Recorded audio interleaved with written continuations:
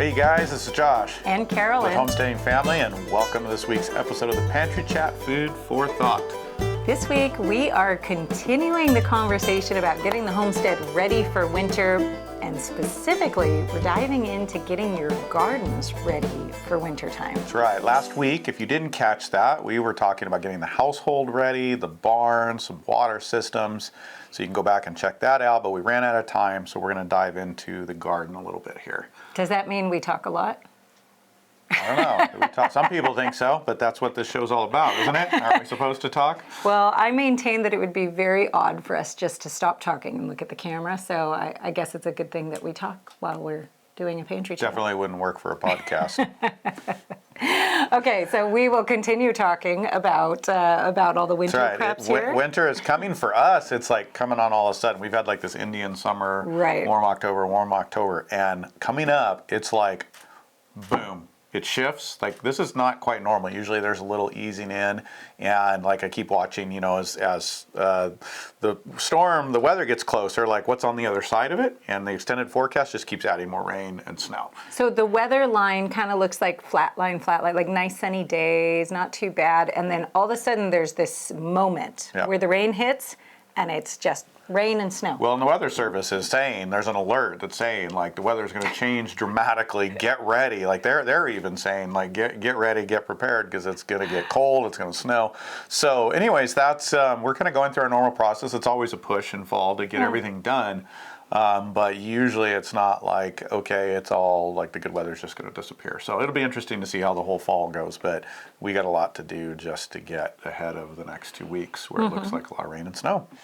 Which is pretty much what I've been doing, because that's the next question you're going to ask me, I think. It is. What have you been up to? What have I been up to? For those of you guys who aren't regulars at the Pantry Chat, we do some chit chat at the beginning. You can always scroll ahead.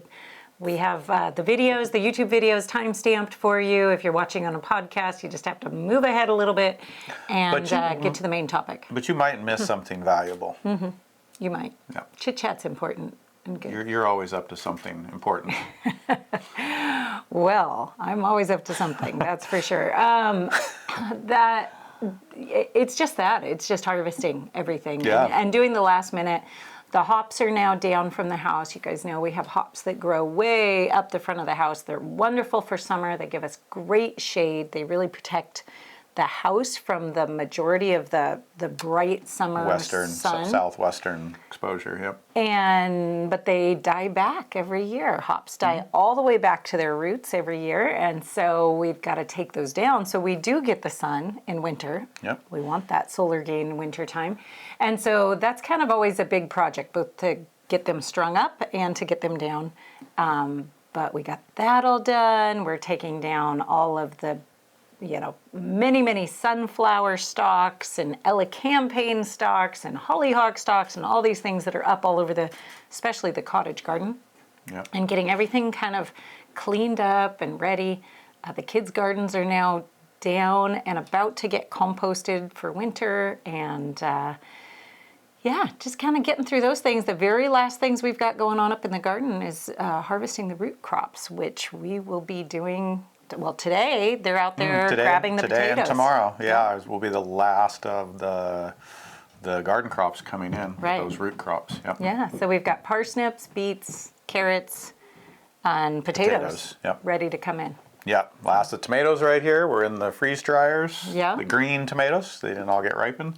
So I realized here I had to make a real mental shift. Sometimes we talk about this, especially as parents, that sometimes the place where we're getting hung up in life is actually our attitude, and it's not the circumstance, right? We need to shift your attitude and look at something from a different angle, and then all sorts of interesting solutions and possibilities opens up. I decided to shift my perspective and realize that in North Idaho, we don't grow red ripe tomatoes. We grow green tomatoes. That's just what we do. And if we happen to get a few red ripe tomatoes, then it's a wonderful bonus, and yay. And so you guys, if you've been following along, the last of the In the Homestead Kitchen magazines that came out was all about actually using green tomatoes. Green as in unripe, not a variety of ripe green tomato, which they do have. Did you have that chili recipe Was that in the The magazine? chili recipe was in there. So, That is really, and that's really what I was going to get to. good. Is that in this attitude shift, we're saying, okay, so what do we do with green tomatoes that's phenomenal? Not just like, oh, I happen to have green tomatoes. What am I going to do with them? Right. And so we filled the magazine with these ideas and things we've been trying out and testing. And we made the green tomato chili again the other night. And Josh had some, and he said, I think it's the best chili I've had. The flavor of the green tomatoes in that chili just brought something that was a little fresher. Because usually the tomatoes, they cook down, and they're good. That's just chili, you know, and we do a good meat chili with tomatoes and beans and all that. But, and it's always good. But the green tomatoes brought like a freshness to it that was like, whoa. Because I like chili. It's like, okay, not my thing, Okay. and I like it. This was like, whoa, this is good. I could get into this. So I was pleasantly surprised. Really, really surprised. I was pleasantly surprised with the reaction because everybody loved it. And it was like, and this was the thing that I was thinking was the inferior product for so long. Like, but no, I want the red ripe tomatoes, you know. And now I'm like, well, it makes a better chili. Let's see what else it does. And the green enchilada sauce is on the menu for later this week, and Right. it is equally absolutely delicious. So, Sure it is. anyways, that's what I've been working on, is just change the perspective a little bit and go from there. Yep. And good job on dealing with the green tomatoes. And people do get ripened tomatoes here in North Idaho. We moved to this property 4 years ago, and we're in definitely a cold belt where the nights still get into the 30s in August. Yeah. Tomatoes don't like that. So even in the hoop house, the DIY hoop house, they just aren't ripening up. So this is good solutions while we Right. build long term. How can we do some things to improve? some red ones, Because too. we're gonna get more red tomatoes eventually, but one thing at a time. Absolutely. So you look like you've been having fun. Oh, What have you my been hand? up to? Yeah, for those of you guys on the podcast, Josh has a bandaged hand. What have I been up to? Well, a lot of the harvest things for winter, but talking about this specifically, I guess. It's quite a story. I'm trying to think about how to approach it here. So basically, that knife almost went all the way through my hand. Thankfully, the bones stopped it. But it just is, the things are going to happen on the homestead. And we've been pretty blessed, and we're pretty careful and pretty safety conscious. And so we just have not had a lot of issues over the years. But we had an incident the other day where kids were harvesting. The kids all have their own little gardens, and one of the boys was helping his little sister to get a large pumpkin that had grown on the other side of the fence. Well, we had just moved all the sheep into this area, and they knew that, but they forgot, and the sheep are all coming into season, so the ram gets more protective this time of year. He's really And nice he's most a of the nice year. guy, but he's doing his thing and watching out for his girls, and he gets protective. And so we had an incident where we had a couple kids not realizing the situation they were in, and a problem with the ram, and cutting a squash. And I rushed out, heard the commotion, rushed out to help and get the ram away from my son, who had protected his little sister.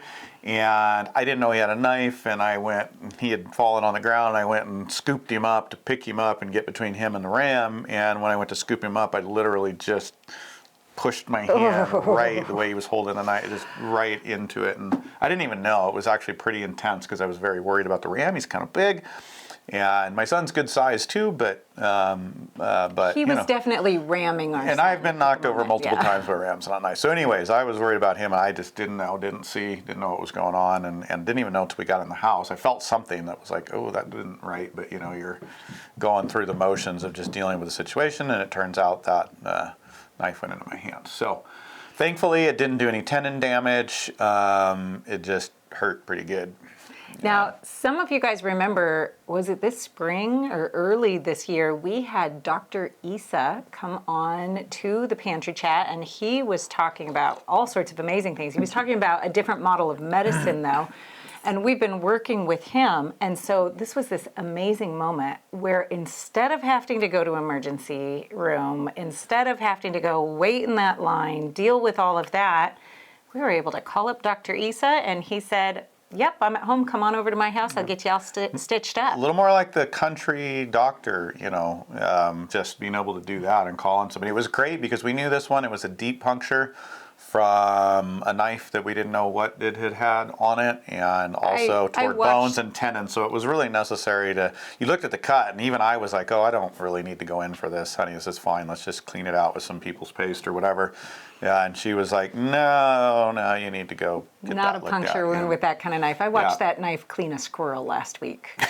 I don't know if it's been washed since then. So. This is real life. This is just living in the country, and it's real stuff. So, yeah, it's pretty painful, but thankfully nothing bad was damaged, and we're a couple days in, and we're not seeing any infection. So I'm very thankful for that. And, absolutely. Yeah, it's been an interesting few days. Yeah. Well, fun. That slows you down on other things you're doing around here, but... A little bit, yeah. It's a little hard to grip a few things. I was out trying to undo hoses. We're, wrapping up our hoses, getting those put away, and yeah. Yep. Thankfully, we have lots of help. Lots of hands to give us a hand. Okay. Right. Jump right into the question of the day? Yep, we better keep moving. Question of the day, Jan Felshaw on Getting the Pantry Full asks, when processing your chickens on butchering day, how do you regulate the dunking temperature? Also, I found different temperature suggestions. What temperature do you use? Good question. So what we do now is we keep a thermometer in the water, and we have one of those dunkers that has a heater underneath it, and it honestly doesn't keep the water up. We're trying to keep it up around 150, 155. Works pretty well. I find that with the Red Rangers, you can even go towards 160 or a little bit higher. The feathers don't come out quite as quickly as the Cornish crosses, and so they're not going to over scald quite as easily, and so a little higher temperature helps. I forget what the exact recommended. It's around 155, I think, but it's been a while since I've actually looked at the book. But so we have one of those, and we have to regularly add hot water to it because this thing just doesn't keep up with the water. However, that's a fairly expensive tool that we got once we were regularly doing up over 150 chickens a year. And before, we just had a pot, it was like a 20-gallon one. You could even do it with a smaller one, and we just hand dunked the chickens. Same thing, had it on a propane burner and had a thermometer in it and checked it, and you just had to add water to it every once in a while and keep that heat going, and either add some cool water to get it down, or sometimes we have a separate water heating what I was gonna say. To add to it, because water splashes out, you lose it. It often cools a little bit depending on the unit you're using. And really that's it. So that's a great way to get started. You don't have to have expensive equipment. It's nice and very helpful if you start doing a lot more volume, but for, I don't know, near 15 years, we just had this little barrel. It was 20 gallons or so, and set it on a single propane burner. Now, you do need a good propane burner, not like a little just cooking propane one, but you need a little more of a one that's made to heat volume on that, and to keep that water temperature up enough as you're working through it. So that's it. And then just dunk them with hands, or we talked a lot lately about using the whole bird and chicken feet and stuff, so you could even create a little stick or something to hold onto the feet with, and so you can get the feet under there, because if you're going to use them, you need to scald the feet as well and get them clean and get that outer layer peeling off. I think the real key to that we found was having that second burner with another pot of water heating, so you can pour hot water into your scalding tank. Otherwise, it just takes too long as you refill that water with cold water, and then you have to bring the temperature back up. You end up with a lot of pauses in there. So that second pot was really that was a big moment when we figured that out. And in the beginning, when you're learning, you're not going super fast, so it's not as big of a deal. But as you get your system down and you get to moving through, and it's everybody wants to get through it. We want to be as efficient as we possible. It's a big job. And as you get faster, then you have to pay attention to that, regulating that water temperature more. Right. Otherwise, it slows you down. Yep. Okay, well, let's jump right into the main topic, and that's getting the garden ready for winter. And this is one of those things that, you can actually become very efficient and get the weather working for you, or you can work against the weather. And one of the things we found is having those garden beds cleaned up and prepped and ready to go in the fall is really helpful on the efficiency in the spring. and it adds some extra nutrients to the soil if you're doing it the right way. So we're going to be jumping into that. And I told you guys last week I'd be sharing something new that we're doing this winter, so we'll get to that too. Yeah. I want to go backwards for just a second, though, because what we did for a lot of years and what I see a lot of people do is basically kind of get the harvest in and then walk away from the garden and tackle it in the spring. There's nothing wrong with that. That's just fine. However, it does leave a mess and the snow or rain piles down, and it makes more work out of the spring. So we've got a different take on how to do this. Which the spring is often, you're fighting the elements. Maybe it's muddy. Maybe it's hard to get in the garden. And so leaving it like that can actually extend the amount of time you have before you can get in there and plant. So if you're trying to make the most of your garden season, it can slow you down quite a bit. Especially as you get onto a property, if you're then dealing with animals and other things in the spring, there's just always a lot to do in the spring. So where we can create some solutions to make that easier is really, really good. And so the garden is one of those places that we can pretty much have the garden ready to go in the spring by doing a few things here in the fall. Great. Yep. What are they?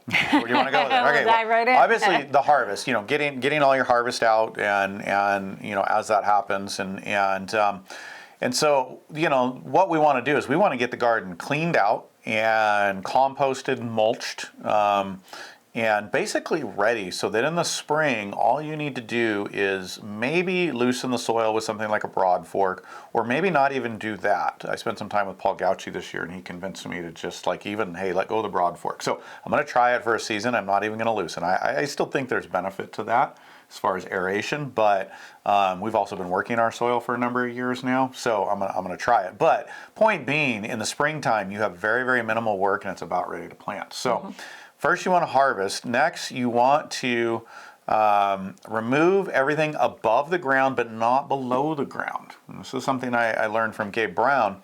And when we're removing plants, not to pull them and pull the roots out.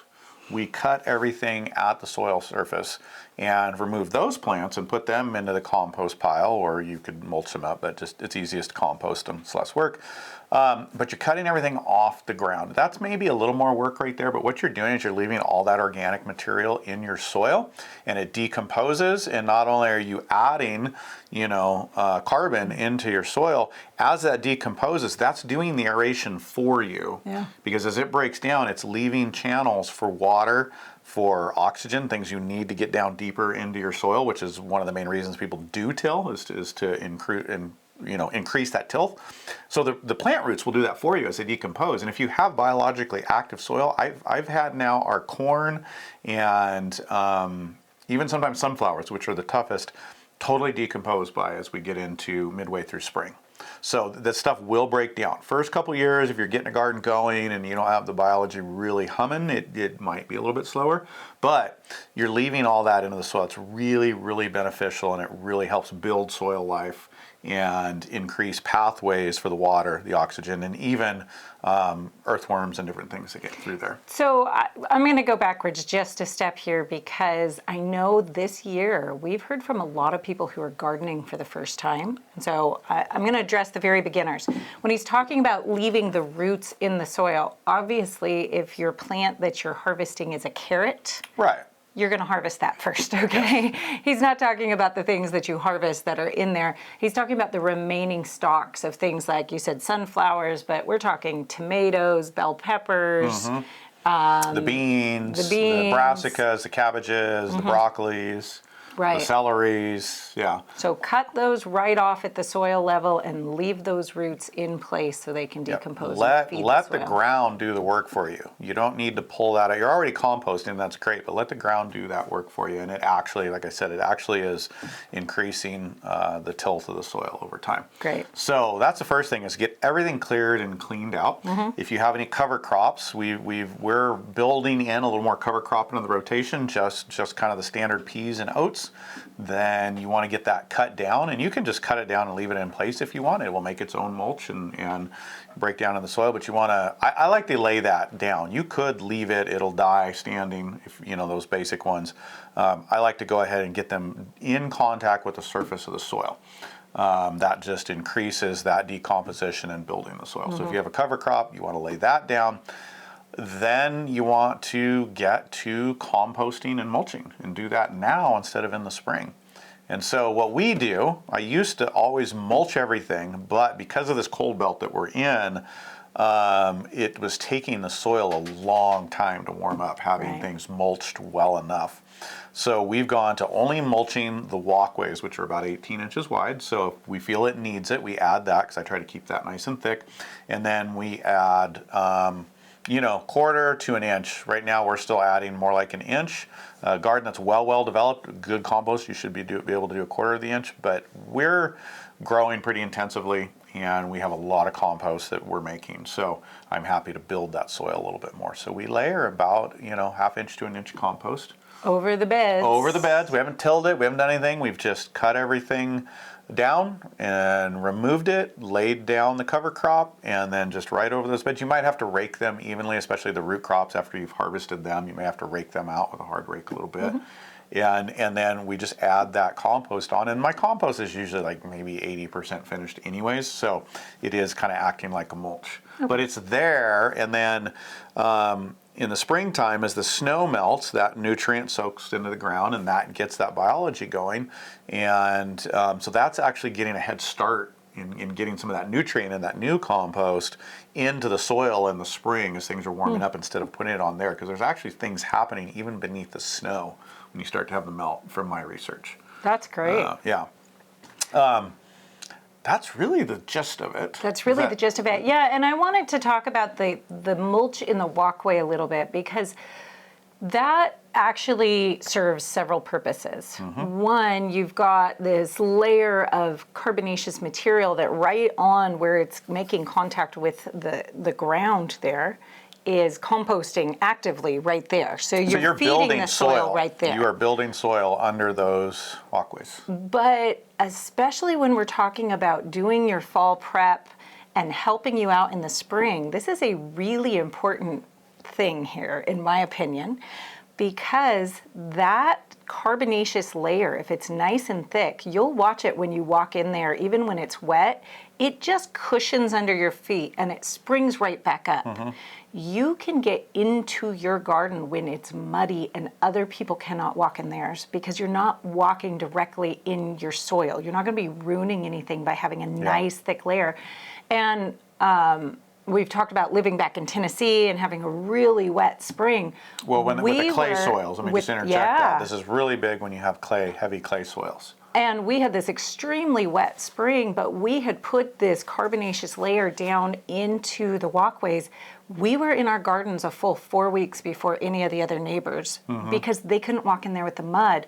Ours wasn't mud. Ours was wet, shavings I think we had at the time. I can't remember what it was that we had in the bigger walkways. wood chips at that time. Bigger wood chips. But we were able to walk in there. We were able to start planting things that could handle that kind of dampness in the ground. There are things that you could get in the ground at that point. We were growing greens, and we had mature greens before most people in the area were able to plant, just because of that circumstance. So this is actually a really important concept, not only in the feeding the soil side, but in making your garden year more efficient, more effective, and getting you that longer season of gardening. Well, let me expound on that too, because there are places, and that was one of them, where mulching the whole garden was extremely valuable, where that clay soil, it would either be too muddy to walk in, or it would dry out and get very hard on the top. And so we actually mulched the whole garden there. That was a much warmer climate than here.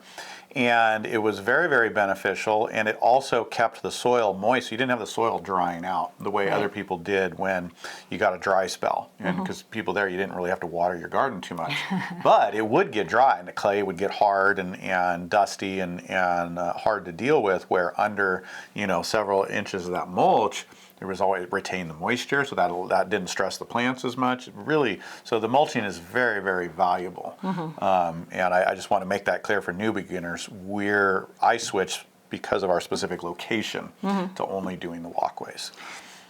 Good. Yeah. So let me ask you a few questions on this that I can see coming up that I might have if I hadn't done this before. And the first off of that is, let's say, right now it's harvest, we're having a really hard time getting all the stuff in, and the next thing we know, the ground freezes, or we've got some bad weather come in, can you, as long as you can access the soil, as long as there's not a layer of snow, can you still go out and take these steps? Let's say if the ground's already gotten a little wet and frozen, can you still do that? Yeah, especially if you have those wood shavings in there already in your walkways, that makes it really easy. You're not going to get muddy, you're not slipping all over the place. And yeah, I mean, we may not beat the weather as far as getting all of our compost down this round. So we may have to come back out, wait for a weather break, and still go out and spread compost. So yes, you can. And honestly, I would rather do it even in bad weather and get it done now than in the spring. Right. Okay, now we have something new we're doing this year, and I hope we haven't waited too long because we do definitely have the weather coming in. I think we're going to be okay, though. I think this is going to work out. And I'm really excited about this because every year we go out to our garden, we take out our potatoes, we store them all, and then in the spring, we get out potatoes that have kind of shriveled, and we go back through the whole process and we plant the seed potatoes, right? This year, after observing our garden and realizing that every time we miss a potato in the garden, we know about it in the spring because we end up with a beautiful potato plant that's much earlier than the ones that we actually seed ourselves. We are immediately planting our potatoes this fall. Yep, and we know numerous people doing that. And honestly, I'm not too worried about the weather. The potatoes don't need to cure for the replanting the way they do for storage. So they can just go right back into the ground and they come back up. We know that because we're always getting ones coming back up that we missed in the harvest. And it's just another one of those things. And I think there's actually going to be a lot we're going to experiment with coming up about, winter sowing is kind of the that's a whole subject and thing to discuss, and actually getting things planted, especially in this cooler environment where we're not going to get like a warm spell that's enough that's going to get things growing in the middle of the winter. Some places that wouldn't work because they grow up and then they die. Here we stay cold enough that we're going to experiment with a variety of things. Potatoes is one of the first. Besides garlic, obviously, you always do that, but I think we'll eventually get on to some other type veggies as well. I think I want to try, and I don't think I'm going to get to it this year because we're at the end of the year, but I do think I want to try just planting whole tomatoes, kind of like you would potatoes, which I know you never hear this. This sounds absolutely wacky, but taking a whole ripe tomato and planting it relatively deeply into a prepared bed, so to see what happens next spring. Well, look, what does nature do? What does God do in creation? And just having spent some time with Paul Gauci this year and thinking about some of those things, and we're mimicking with compost and mulch. We're mimicking the leaves and the grass falling and composting from the top, not tilling. That's all naturally water overhead. We try to do all these things that mimic nature. Well, then we go these tomatoes and we bring them inside and we try to pick them apart and dry them out and let the seeds ferment a little bit in their stuff, and you do all these things where it's like, well, what happens in nature? The thing falls on the ground and it grows again in the spring. Now, a lot of times things get eaten or destroyed because there's other processes in nature. So how do we work to help that out? Well, you bury the tomato so the birds aren't eating it, and some of it gets protected, and it gets a good root, automatically. And those are some fun things to think about and to experiment with. So. If you are doing anything like that and you've been experimenting, or maybe you have accidentally experimented by some of these methods, I know sometimes that's a great way to learn things. Please share in the comments and help us all to learn, because these are all great things. Yep. Absolutely. Well, that's it. That's getting your garden ready for the winter. And hey, you guys, I'm going to actually get out in the garden and do a video here. So look for that coming out, demonstrating a few of these things. Great. We'll see you guys soon. See you soon. Bye. Bye.